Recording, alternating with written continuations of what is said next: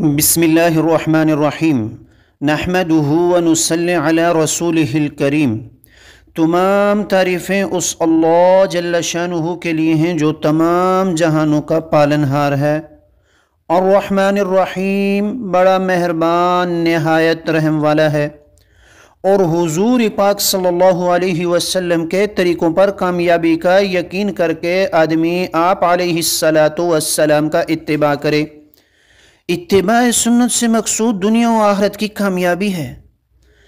دوسری جو محنت ہے، دوسری چیز ہے نماز، اس کے ذریعے سے اچھی نماز بنانا، نماز میں دھیان پیدا کرنا، خشوع و خضوع پیدا کرنا۔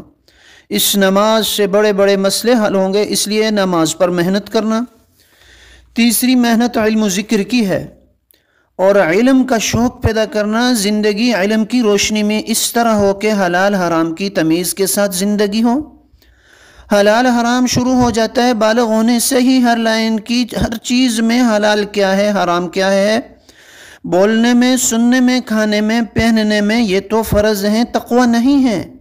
یہ تو فاسق کو بھی کرنا ہے، وہ بھی فسق و فجور سے باہر آئے گا۔ اتنا علم ہو کہ وہ اس طرح کا علم ہو کہ جو حلال حرام میں تمیز کرا دے، یہ مطلوب ہے اس علم سے۔ اور ذکر سے مراد عمل ہے، جو بڑا ہے اس عمل پر وہی ذکر ہے، جو پڑا ہے اس پر عمل ہو وہی ذکر ہے۔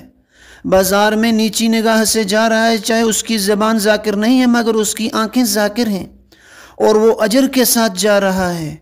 ایک آدمی نے وہاں نیچی نگاہ کا علم پڑھا، لیکن بازار میں اس کی نظر آوارہ ہے، ہاتھ میں تسبیح ہے، اور زبان پر سبحان اللہ، الحمدللہ، لا الہ الا اللہ ہے، مگر یہ ذاکر نہیں ہے، گنہگار ہے۔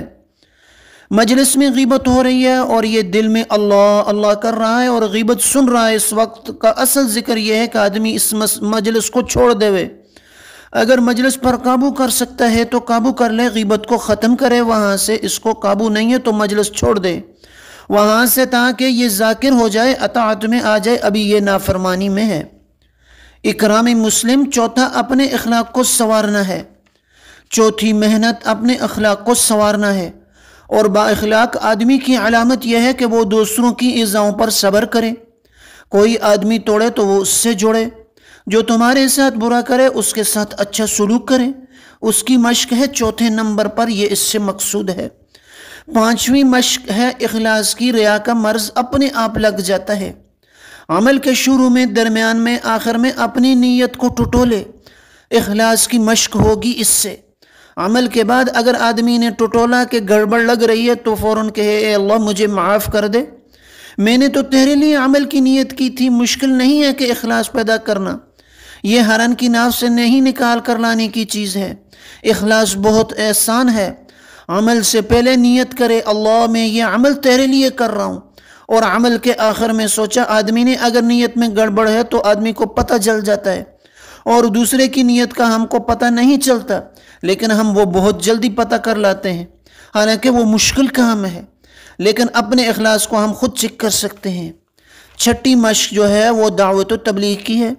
اس کام میں جان اور مال ہماری نہیں ہے، امانت ہے، ہمارا نہیں ہے۔ ہم تو مجازی ملکیت، اللہ نے ہم کو مجازی مالک بنایا ہے، اپنی ذات کا بھی اور اپنے مال کا بھی اور وقت کا بھی، یہ سب کچھ ہمارا نہیں ہے، یہ تو اللہ کی دی ہوئی امانتیں ہیں۔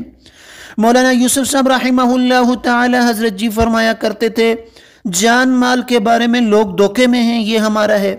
اس محنت سے مقصود یہ ہے، اس محنت سے یہ چاہا جا رہا ہے کہ ہر آدمی جان اور مال کے اس دھوکے سے نکل جائے۔ چھٹی صفت پر اس کی مشق کرنی ہے، ہم بھی اس دھوکے سے نکل جائیں۔ دعوت جو ہے، دعوت یہ متعدی ہے، دعوت دینے والے کو بھی فائدہ ہوتا ہے اور سامنے والے کو بھی فائدہ ہوگا۔ اور پھر انہی نمبروں پر محنت کرنا، دوسروں کو دعوت دینا، محنت کرتے جائیں اور دوسروں کو دعوت دیتے جائیں، اور اللہ سے ان 6 محنتوں کو مانگتے جائیں کہ یا اللہ تو ان کی ہمیں حقیقت نصیب فرما دے، اور پھر ان کو لے کر ساری دنیا کے انسانوں کے پاس جانا اور ان کو دعوت دینا۔ کیا دعوت دینا؟ جو انبیاء علیہ السلام دیا کرتے تھے۔ آخر میں ہمارے نبی حضرت محمد صلی اللہ علیہ وسلم نے جو دعوت دی وہ دعوت یہ تھی، لا الہ الا اللہ محمد الرسول اللہ، پڑھ لو کامیاب ہو جاؤ گے۔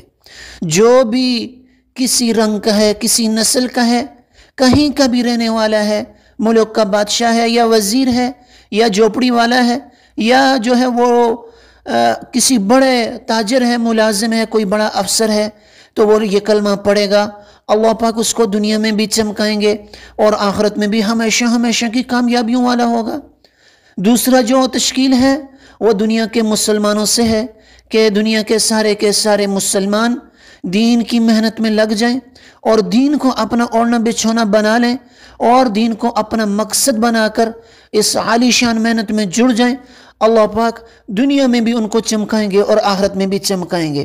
اس کے لیے یہ محنت، یہ صفات، یہ کام میری بھی ذمہ داری ہے، آپ کی بھی ذمہ داری ہے، ہمارے مردوں کی بھی ذمہ داری ہے اور ہماری عورتوں کی بھی ذمہ داری ہے۔ ہماری مستورات بھی اس کام کی پابند ہیں، وہ بھی اس کام کو کرنے والی بن جائیں اور اس دعوت و تبلیغ والے کام کی، اس دین کے کام کی وہ بھی ذمہ دار ہیں۔ یہ کام ساری دنیا میں کس طرح زندہ ہو جائے، ایک ترتیب ہے، اس کو فالو کرنا پڑے گا۔ مسلمان مرد جو ہیں وہ تو 4 مہینے لگائیں اور عورتیں 3 روزے لگائیں، پھر 15 یوم اور چلہ، پھر ساری دنیا کا سفر ہے۔ انشاءاللہ العزیز میں بھی تیار ہوں، آپ حضرات بھی ارادے فرمائیں۔